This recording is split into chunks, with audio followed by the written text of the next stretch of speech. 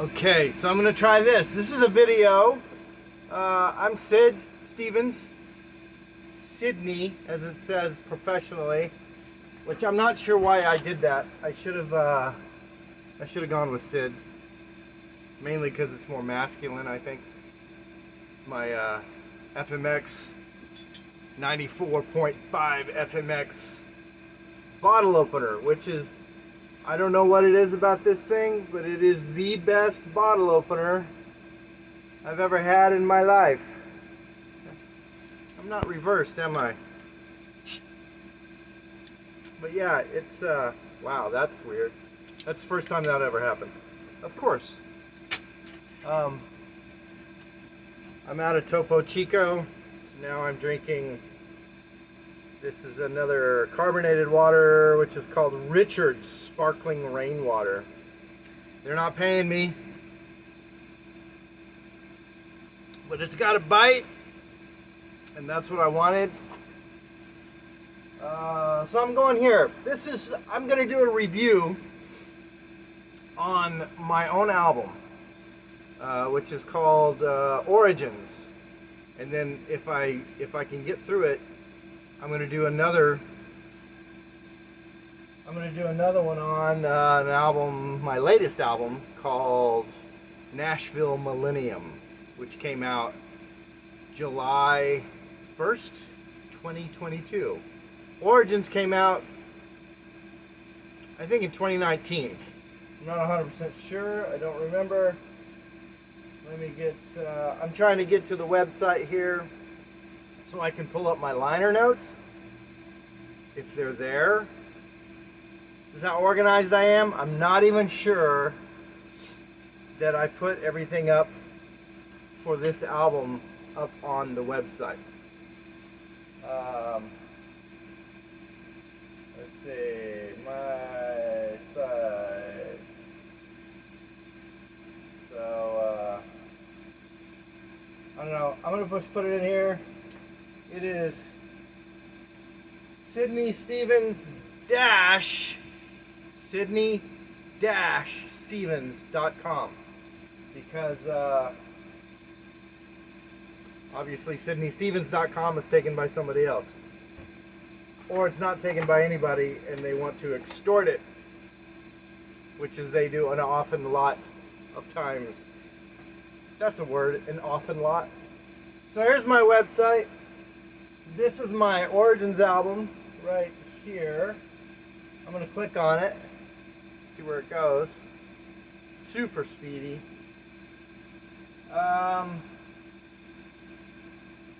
okay, so this does have my liner notes on here. I'm going to go through the whole album, song by song. So this is probably going to be a pretty long video. I'm also going to play it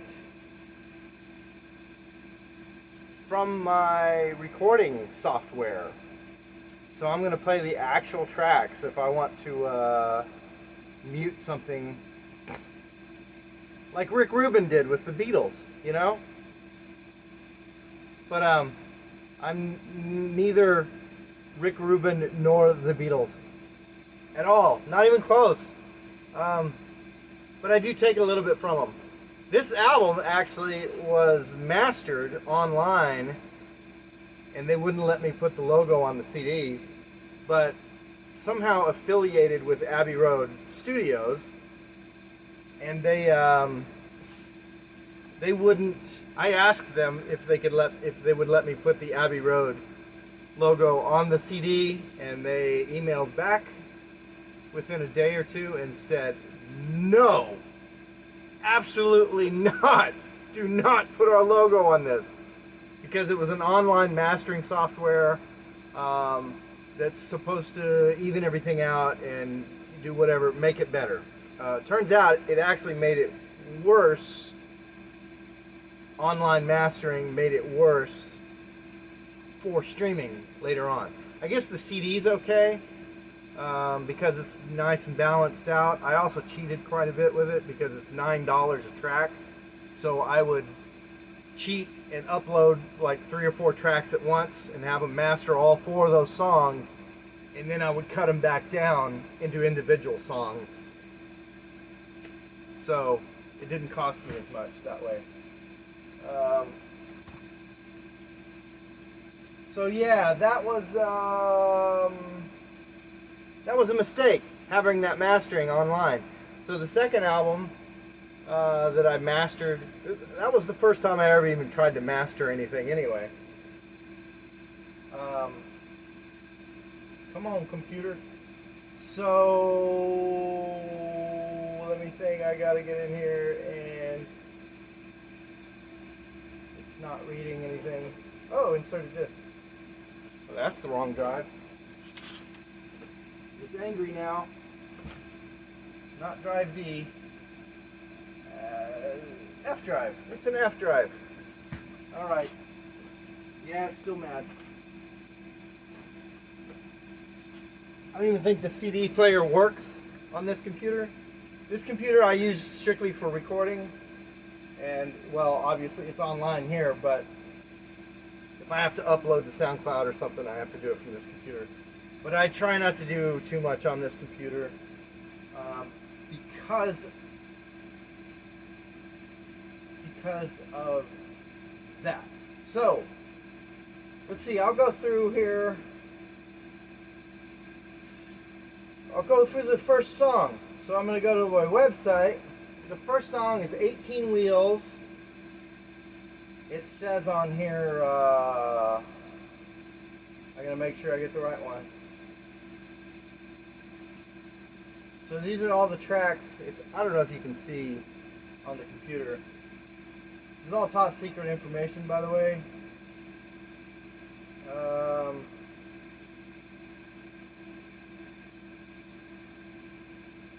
Okay, this is, I don't even remember. I have different versions of it. One's for CD, one's for YouTube, because I mixed it differently, because I didn't like the mastering, like I said, so I remixed it for YouTube, and I put that up on YouTube.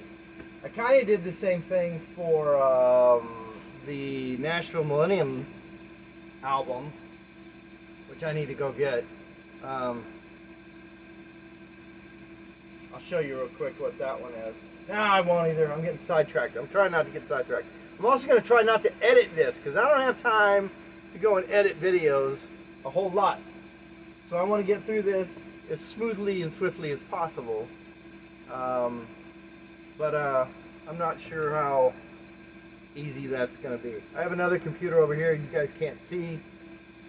I think instead of looking at the back of me here, I'm going to go ahead and open up a website here so I can read this stuff. But basically this song,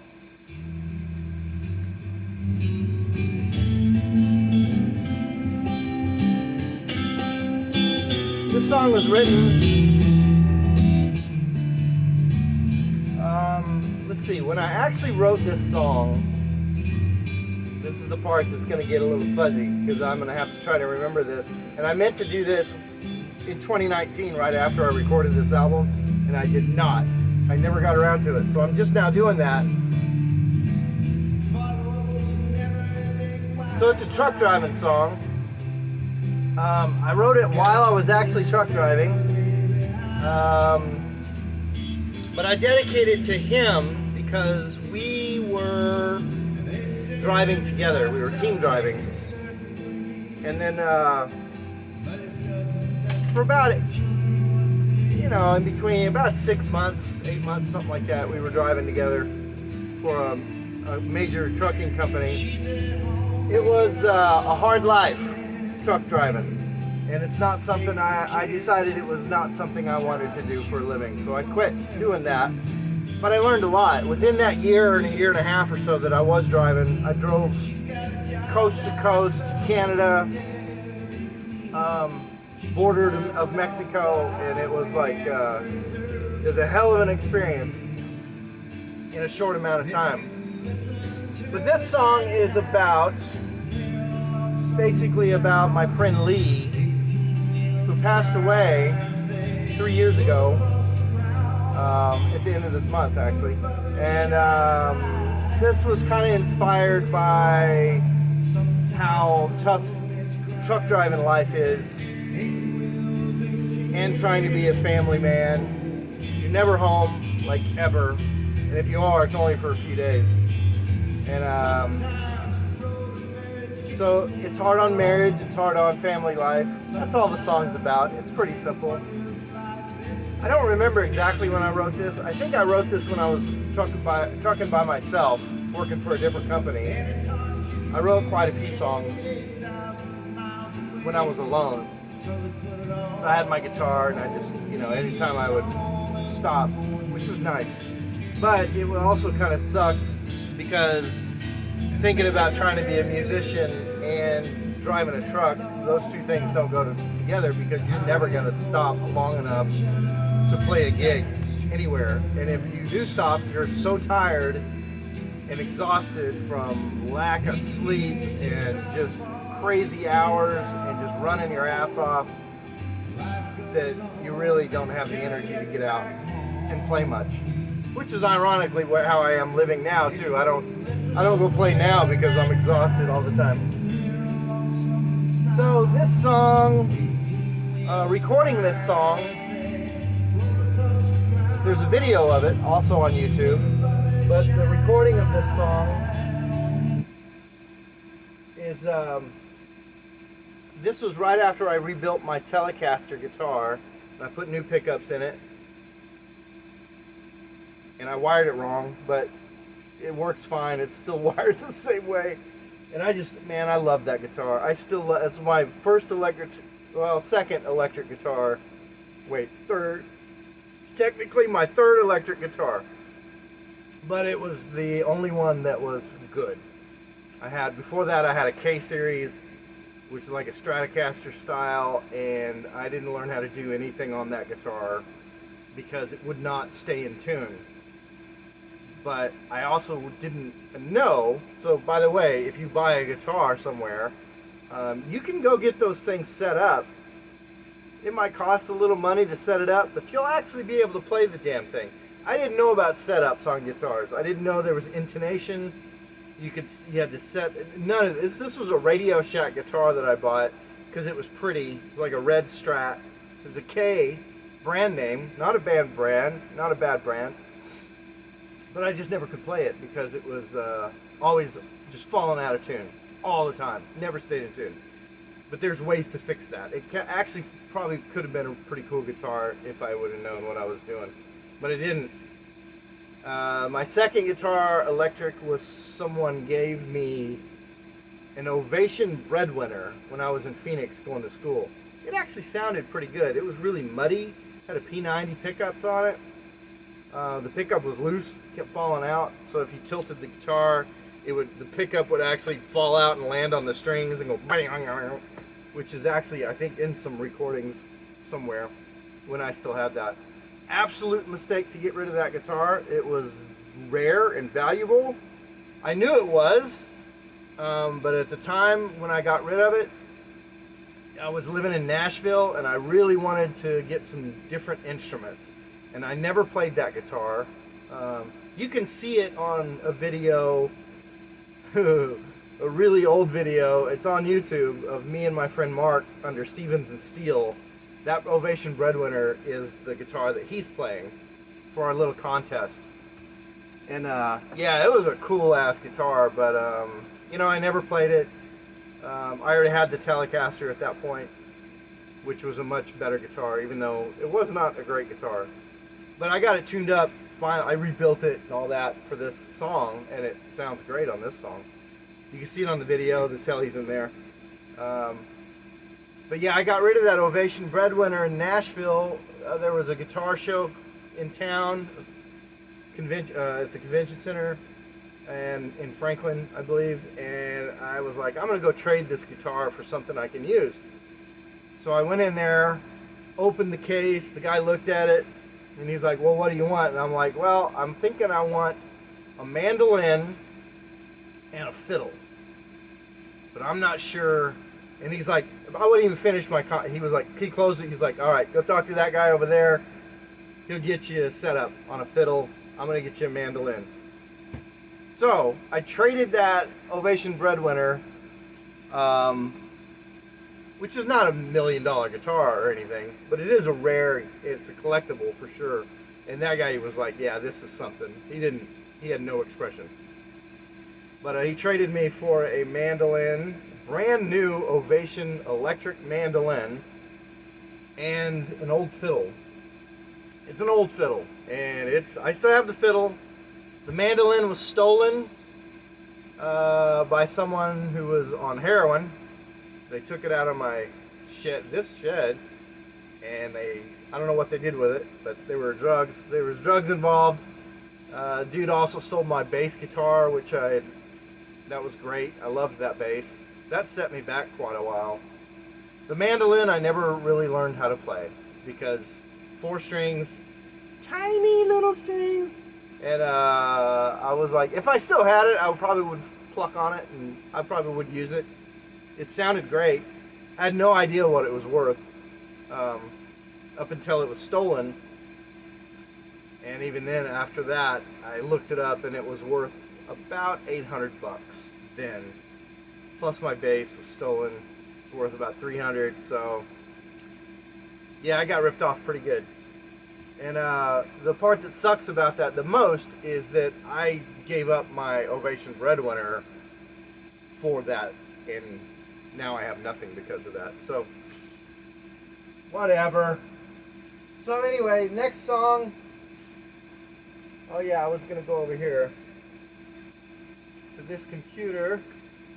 The next song is called Tonight in Tennessee. That's also another truck driving song. Let me pull it up here. This one was trippy because, let me find it. Tonight in Tennessee. I don't know why the program doesn't. Oh, hey, what's going on here? That's what's going on. Fade that. This song is really sparse, wide open. This, I think I even, hang on, I got too many things going on at once. This one, I remember driving alone. I think it was in between Nashville and Knoxville. There's an area where you kind of get into some hills and mountains, and the interstate starts curving around and kind of start climbing up towards Knoxville. Really beautiful part of Tennessee, heading towards Virginia. And then I just remember thinking about my girlfriend at the time, and then the moon came up, this beautiful full moon. It was foggy, it was really creepy and eerie looking, really cool. And I'm just driving, you know, and it's like, it was cool, man. And then I started thinking about my girlfriend and thinking about how she would have liked to see this moon right now. You know, like she would have liked to have been here and seen this. That's all the song is. That's the whole song. So, it's a weird song.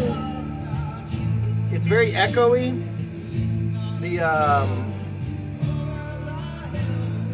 The backup vocals just kind of happened.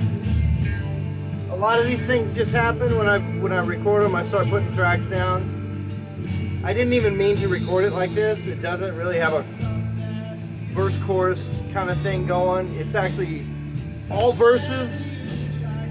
Gets really repetitive with the same chords over and over and over and over. And then right here, it goes to this kind of a hook, and then it just drops back into those chords again. These are live drums on the electric drum kit. It was kind of nice playing to this one. This is a good one. I could actually play drums on it. I play everything on everything, by the way. Very little help with it, only because I can't afford it to pay anybody. I'm not a good drummer. I bought the digital drums so I could start recording directly into my program. Ah, this guitar. This is a Les Paul. It's actually a a Hohner, like the harmonica brand. German built Les Paul that was given to me by a friend of mine. It's got P90 pickups on it. I didn't play it for years because it has a weird backstory about how the guy that gave it to my friend apparently lost his fingers in an accident. He was a guitar player, he had some kind of accident, lost his fingers, and he was like, well, I don't need this guitar anymore, so he gave it to my friend. And my friend let me borrow it, and I just never gave it back to him. But because it was kind of like, it had that creepy story, I was a little superstitious and afraid to play that guitar.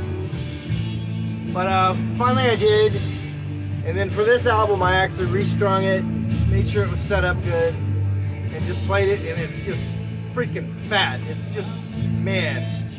And I'm not sure what the effects are. Let me see if I can find it.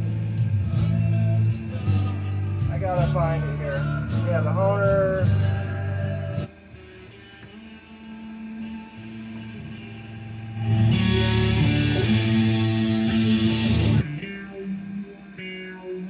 So it's going through a couple of different effects there. Through my little Vox digital effects. Records pretty clean.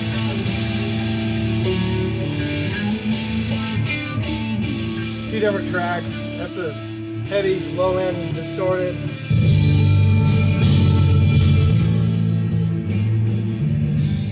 I don't know, I like this song just because it's so echoey and it reminds me of just like that canyon I was driving through. So, wow, I actually made it through that whole song. So that's Tonight in Tennessee. The next one is Padre Island Moon. Let me pull that up. Yeah, it's starting over. Oh, that's weird. There's a different...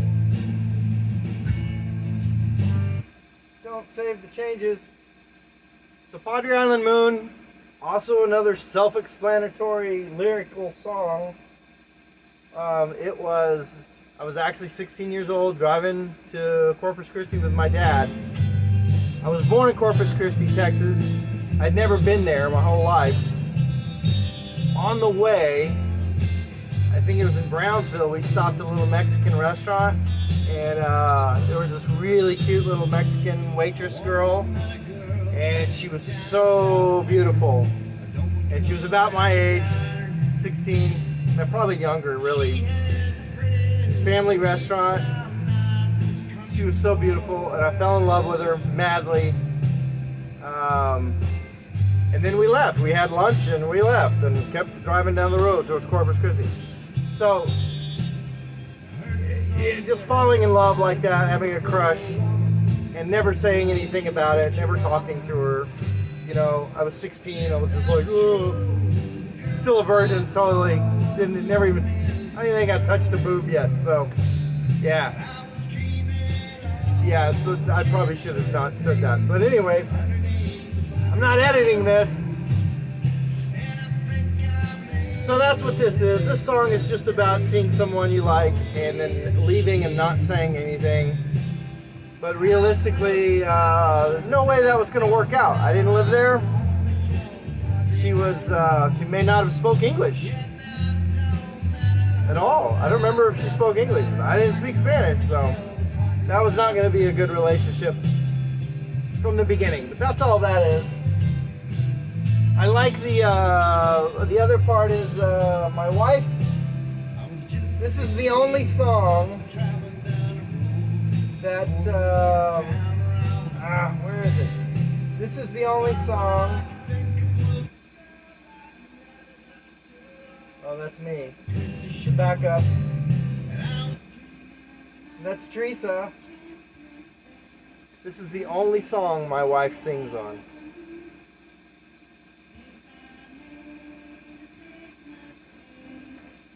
It's the harmony. That's me. More harmonies. I'm doing 2 vocal tracks, backups. tell the Padre Alamo. This lead in this, that's my Stratocaster I bought just for this album. And if I could, I would do show and tell with my Strat and my Telecaster, and I would show all the guitars I have.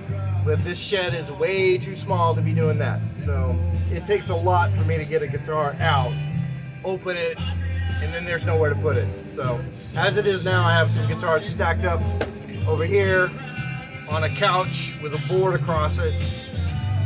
That's my work shelf. Anyway, that's a whole other thing. So anyway, it was nice to have Teresa sing on backups on that. That's the only song she sings on, like out of everything I ever do. But I had to teach her that harmony over many, many years of singing on the front porch. The next one, there's also a video of the next one called Heartache Drift. Boy, this story. You ready for this story? This story, I did not write this song. I wrote the music to this song. My friend Patrick wrote the lyrics to this song. If I ever see him again, or if anything ever happens with this, I will totally give him credit for it. But when I recorded this, I didn't really add his name as a songwriter. So he can sue me if he can find me someday, but he owes me because he stole a bunch of stuff from me in Nashville. He stole my truck and 2 of my guitars, which I actually did get back, so that was, I'm glad I got him back. But he was, yeah, it's a long story. Pat is, he was a good friend. He was a little crazy. I think he had some drug problems, and I was not really aware of it because I was just kind of surviving myself. And then he just showed up in Nashville, of all places. Before that, he showed up in Austin years and years ago, just out of the blue. And both times that he showed up just out of the blue, the first time I was living in a camper in Zilker Park, and he got me out of that and helped me get into an apartment. So I got him out of the trailer park there with my little camper and the cold showers, and it was pretty rough living, man. That's how I came to Austin, like that, with my little camper trailer. But there wasn't any water, and there wasn't even a working bathroom in it. So I had to use the community showers and bathrooms, which there was no heat for the water. It was cold showers, bugs everywhere. It was not good, man. It was a rough living. I still had that caged guitar back then too. I remember letting one of the guys that lived there borrow it, and I didn't expect to ever get it back, but he gave it back. That was cool of him. His name was Steve-O. Don't know where he is now. He was his father was a very severe junkie, and Steve-O worked. They lived in a pop-up camper too, that, like, you know, the ones you crank up, and that was their home. Steve-O liked to do drugs also, but his dad was debilitated from it. And I had only seen his dad once, and he was skinny. He might have had HIV or something, or AIDS, I don't even know. He did not look healthy. But Steve-O supported his dad, and I think he was like a roofer or something. He did manual labor. So he'd leave every morning, come back, he made money, paid the rent, and he bought the drugs for his dad. Kept his dad high, which kept him alive. That was an experience living there. So anyway, Pat shows up there out of the blue. He leaves his family in Seattle and just runs away, I guess.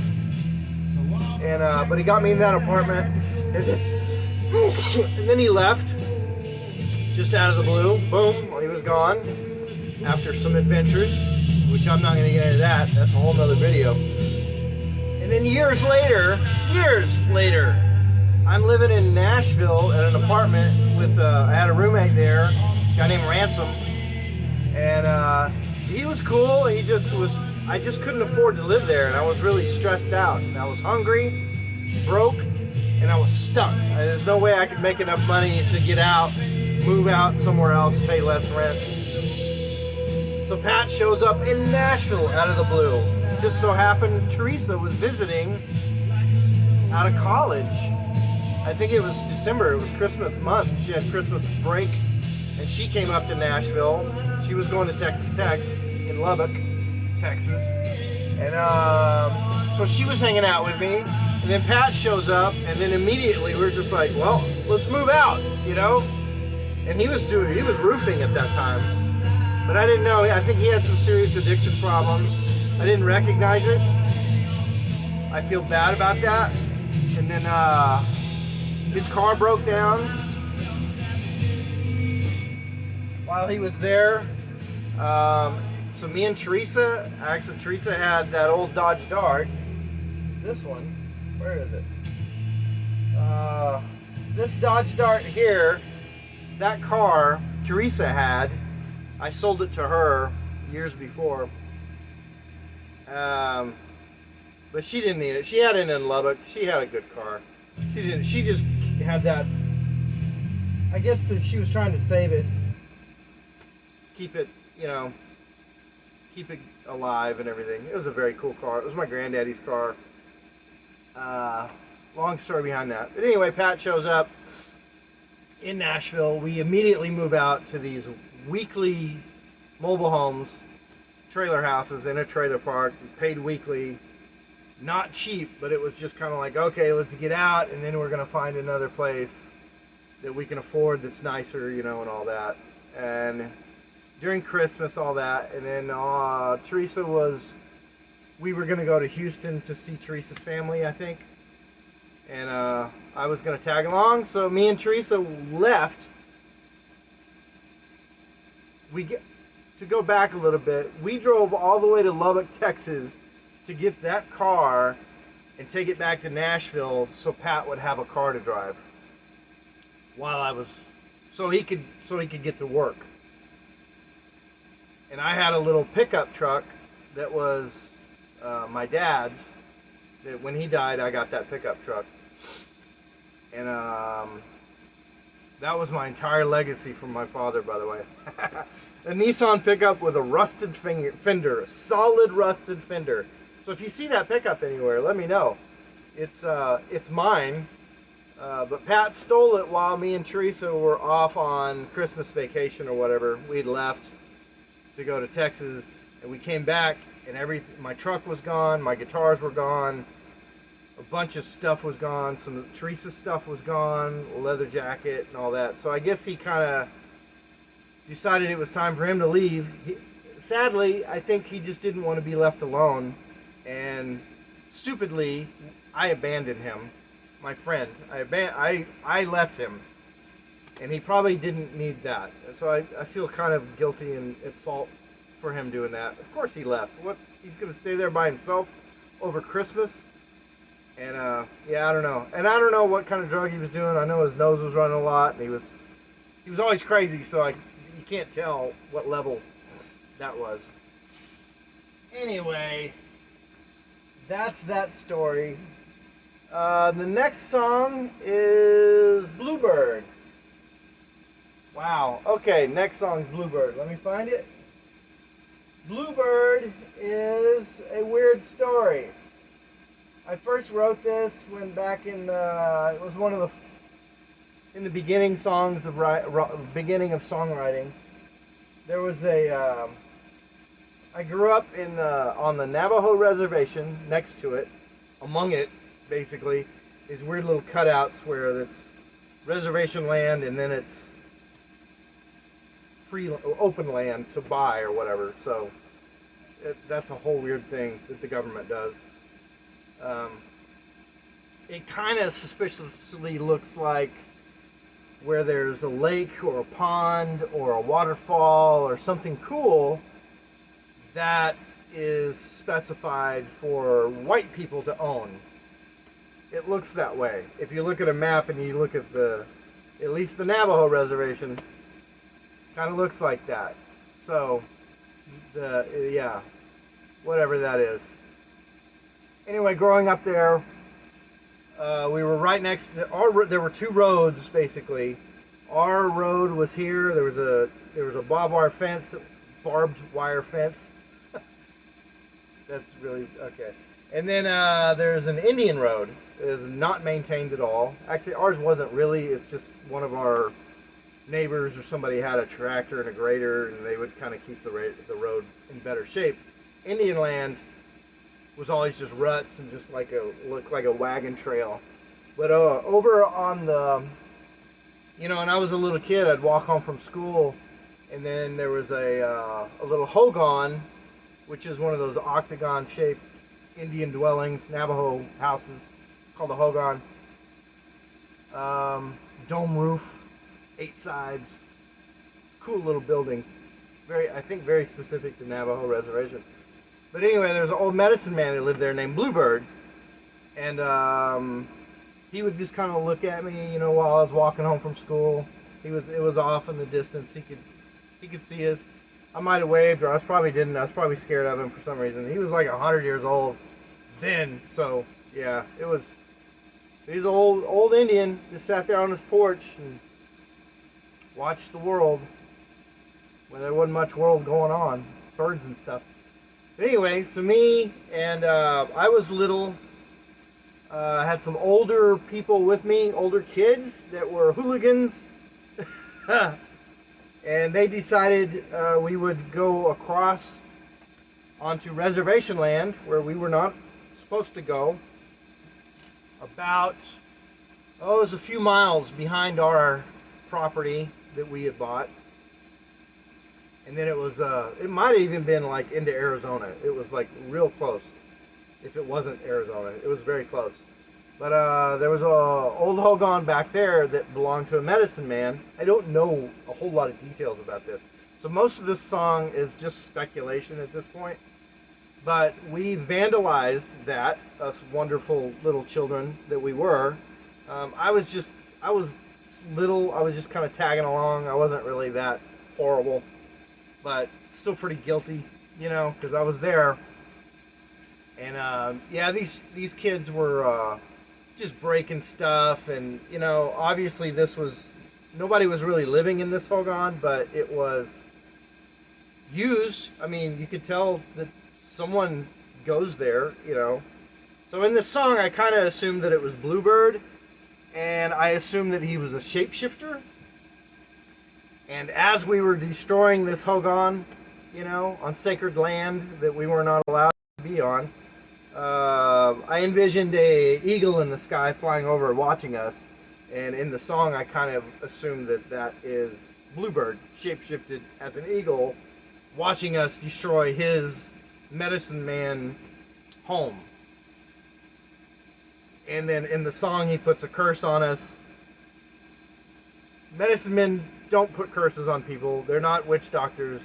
I've never heard of a shaman putting a curse on somebody. So it's very inaccurate. The whole song is. But it's still kind of a trippy story. And that's all that is. It's got a cool little guitar piece to it. I probably could record it better someday. I have a better acoustic guitar now, but then this guitar is just a acoustic Fender, just mic'd, and I think a pop-in pickup, Dean Markley pickup, and it turned out better. The arrangement and everything turned out better once I started putting it down. But it definitely paints a story about living on that reservation.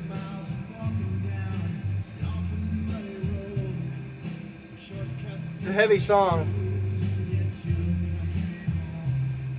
It could be a popular song with the right timing and how the world is going to be. It may be a little outdated now because it doesn't say Native American, it says Indian.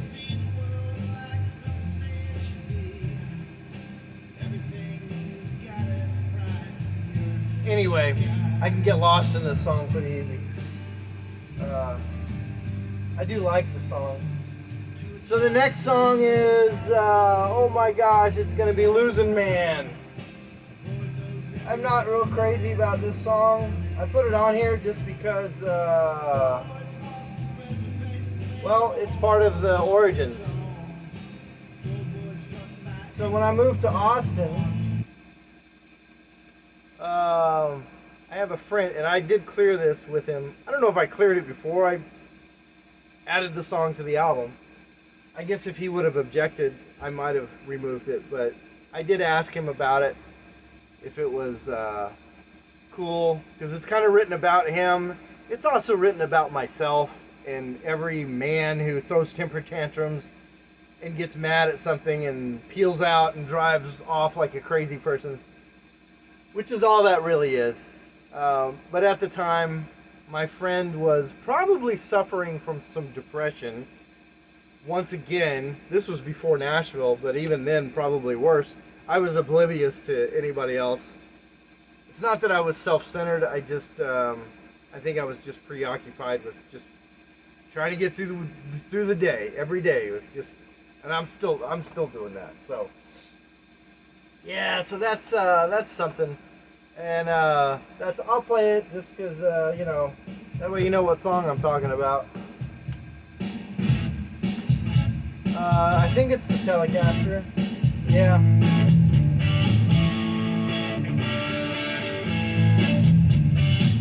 Telecaster with a rat distortion pedal.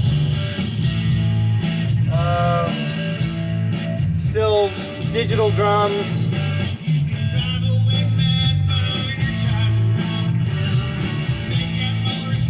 This has got a Stratocaster on it too.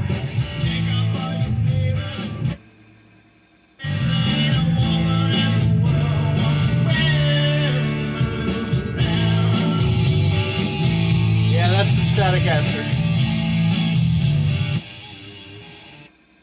So that must have been right after I got the Strat. Beautiful guitar. Live hi-hats. So my cymbals and my hi-hats on the drums, those are all very real. I don't use the digital versions of those things because they sound digital. So the drums are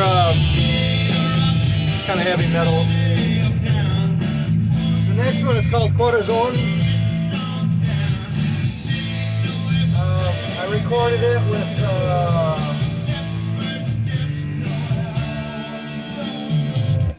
it's a very simple acoustic. It's my my nylon string classical guitar that I bought for $50 in Nashville. This is all 100% mic'd. I didn't realize I could get a pickup for that thing because it's nylon strings, so a magnetic pickup won't work on it. There's a thing called a piezo pickup, which works for things that you don't plug in, basically. It's just, you can put it on violins or anything that doesn't have a plug-in kind of pickup. But I didn't have one of those then. It's not really the greatest instrumental classical guitar. It took a lot of takes for me to do this.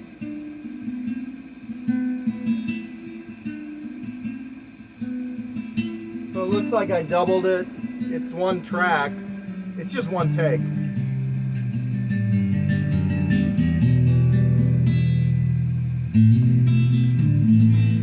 Anyway, that's Corazon. I just named it Corazon because that if you listen to a Mexican radio station, you will hear the word Corazon more than you will hear any other word. Maybe pero. You might hear pero and Corazon. And Corazon means heart or love. It's that simple. So it's a song. The reason I've done it is because it's kind of a tribute to one of the closest thing I probably ever had to a mentor was a guy named David Salazar up in Santa Fe, New Mexico. And he was a local singer. He's got, I think he went platinum. He's got a platinum album out there, Spanish. But but he played locally in Santa Fe for years and years and years. Made good money doing it, but very flamenco style, Spanish guitar. He's actually so he's northern New Mexican guy, real handsome guy apparently, really tall and handsome, I guess. I never saw that from him, but women would just, man, they just get googly-eyed when they come up to him. They were just like, they would just stare at him and just open jaw, you know. And I'm like, wow, I never get that look. And Dave talked like this. That's fierce, bro. That's fierce. So I love David Salazar. He was great. I worked for him for a while, cleaning up. He kept me busy, you know, doing stuff, construction work, and working around his property, taking care of his horses. And then he influenced me musically a lot, which is why I add this song to the album, because if there's anybody that's part of my origin story, it's David Salazar. And I wish I played better. I wish I was a better guitar player. I wish I could do better than this. It's pretty choppy. It's pretty bad. That's the best I can do. So anyway, that's Corazon. The next one is a song. I thought about this. I've been thinking about this next song for a while. This song I wrote when I came to Austin, and I was struggling with the idea of having a girlfriend,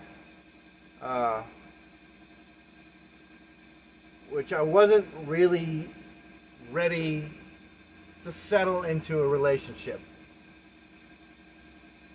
So this song was kind of like a wait for me song.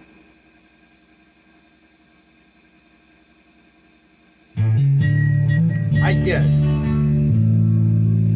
Basically saying, will you always be there even though I'm not gonna be? It's pretty shitty. So anyway, that's what this song is. There's another sideline to this song, which is part of my origin also, that even though I wrote this in Austin, it was one of the songs that I played a lot in Santa Fe. And one of my friends, a guy named Micah Johnson, who's passed away also, he's younger than me. He died at 48 years old, 47, 48. Yeah, it's really sad, man. He was a really good friend, and he died, and he was too young, and it's very sad. But I dedicate this song to him instead of the girlfriend who I wound up marrying. But I actually dedicate it to my friend because we used to, this is one of those songs, the early songs where we would just hang out, drinking beer in my mom's garage in Santa Fe. And we would just, I would play this and work it out and just sing along. And Micah would sing along, and he would sing these harmonies like really high. And it wasn't good, but he actually loved singing, hanging around me, playing guitar and singing. And it was just one of the moments. He was also someone who was very supportive of me and my music, even though I probably really wasn't all that good. But I guess I had some potential or something. So, and he was just having fun too. He liked hanging around and singing and playing guitar. His brother actually influenced me a lot before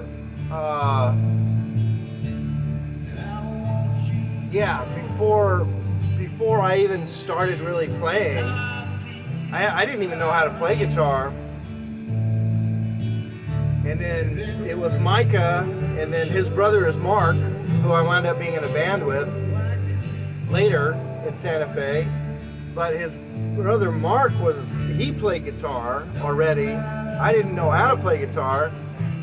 And I loved picking it. I loved those guys listen to him pick and play, and you know, it was awesome. Mark gave me a cassette tape that he had made while he was in college at Las Cruces, and it was music school stuff, and it was just goofy. They were just goofing around playing music.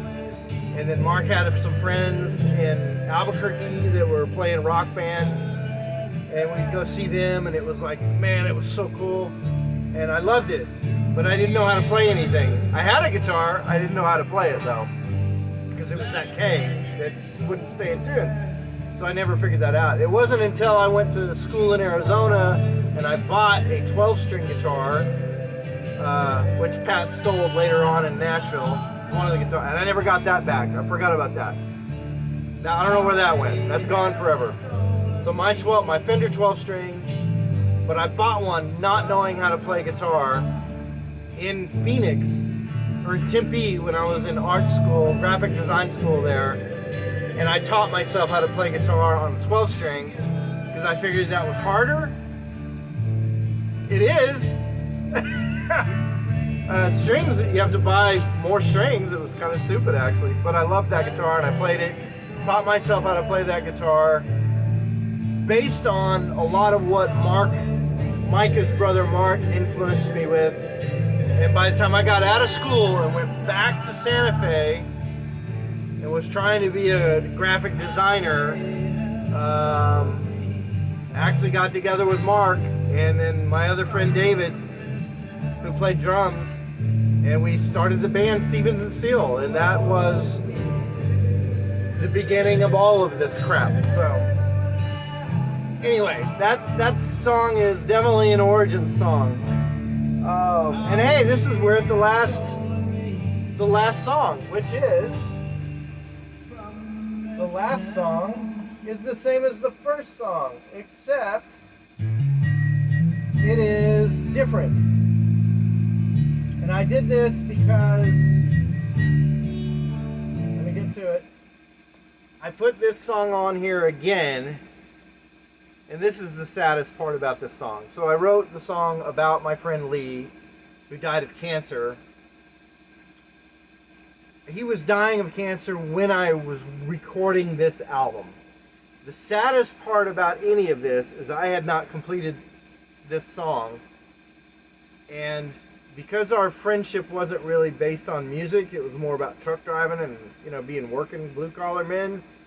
I didn't even really. I always took a guitar with me to Lubbock to go visit and see him and be there when he was struggling with cancer up to the end.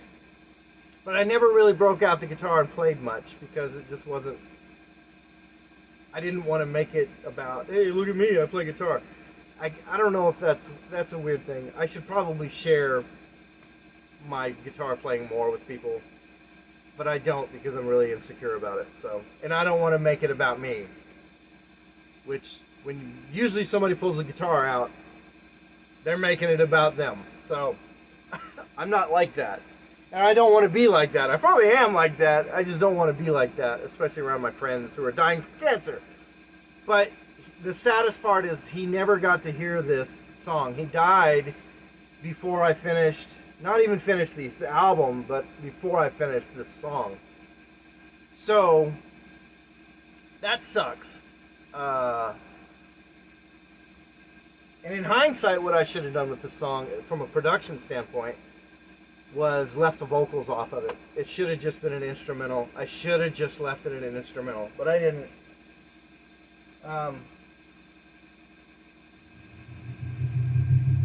It's a different tempo, it's a little faster, and it's more rockin', more ballad, more theme song.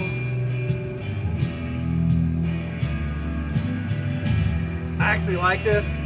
It's got a lot of synthesizer in it. There's one weird thing that happened while I was recording this version of it. And I kept it in here. I actually bumped it to a new track so I could actually keep it. This weird phenomenon thing happened. See, I should do it without. I didn't need the vocals in here. I should have just played maybe another lead guitar part or something. I should have left the vocals off. Because it's like Some background music, man. Road music. I don't know, I really like it. So at the end of this, I skipped ahead. So this weird, eerie thing. This is after he died, which is the story of him dying is weird. There's been a few times in my life where I've had an unexplainable connection to someone. One being my father, who was struggling and with alcoholism, and then eventually dying from that. I had this crazy, weird dream that felt very real, maybe a premonition. I don't know. And I had this crazy conversation. This was back in 1995, when my father died. And I had this weird dream. Hadn't talked to him in months and months and months. Didn't even know where he was. Weird dream where I had this really heavy conversation with him that felt very real. And when I woke up, I told my girlfriend, Teresa, again, about it. And she's like, you should probably call your dad. So I did, but I did not find him. So that dream led to a search for my dad through my brother, through the sheriff in a town that he was living in, and eventually found my dad, and he was in very, very bad shape. And then they actually, from there, he went to the hospital and he died. And then I got that truck with the rusted fender. So hey, but anyway, weird dream thing. So when Lee died, I just got back from Lubbock. I'd been hanging out with him, spending as much time with him as I could, because it was inevitable he was about to go. And so I was hanging out with him and everything. And then I'm like, well, I got to get back to work. So I said goodbye and everything, and it was real sweet. And I got back here the next morning. When I was back here, I had a dream. It was about 7 o'clock in the morning. I was still asleep. And I dreamt that my friend Lee was sitting on the edge of my bed and pretty much just kind of saying goodbye. There was no words or anything, but my friend was there, and he kind of was just like, it was very peaceful, and it was like, it was freakishly weird. To make it even more weird, at that time, at 7 in the morning, around there, is when he died in Lubbock. So that was trippy. And then, the only reason I'm telling that story is because when I recorded this, there was this very strange sound that was almost a ghostly sound. And I will play it right here. This sound that I cannot explain what that is. And I really couldn't explain it at the time when I heard it. So I left that in at the end of the song because it actually just sounds like tires going down the highway, kind of. So at the end of the song, it's my guitars, and then I left that. So if you want to be creeped out, that is also Lee from the afterlife on my recording. I left it in there. I've never told anybody that. So, because I don't know if that's stupid or what, but anyway. So that's it. There's probably more stories to this, but that's the album. This is what I meant to do 3 years ago, and I never did. I just now got around to it. It's almost an hour-long video. I'm probably going to stop it in about 40 seconds to make it exactly an hour or close to it. And I'm not going to edit it. So as you can see, my hair is dry now. That's cool. I'm probably, since I'm on a roll, I'm going to go get my next album and do this again and upload it. That's it. I mean, there's more stories. There's a lot of stuff. There's more songs that were supposed to be on this album that I just never put on the album.